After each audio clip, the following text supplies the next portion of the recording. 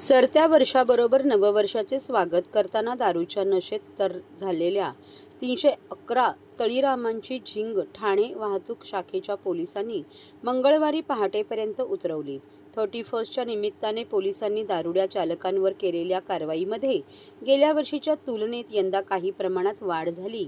He drunk and drive विरोधी मोहीम मद्यपी वाहन चालकांसह वाहतूक नियमांचे उल्लंघन करणाऱ्या इतर वाहन चालकांवर मागील आठवड्याभरात मोटर वाहन कायद्यान्वये कारवाई करण्यात आली. त्यामुळे नववर्षाची सुरुवात अपघातविरहित झाली. ठाणे शहर पोलीस आयुक्तालयाच्या 18 उपविभागात वाहतूक पोलिसांनी मद्यपी वाहन चालकांविरुद्ध कारवाई केली.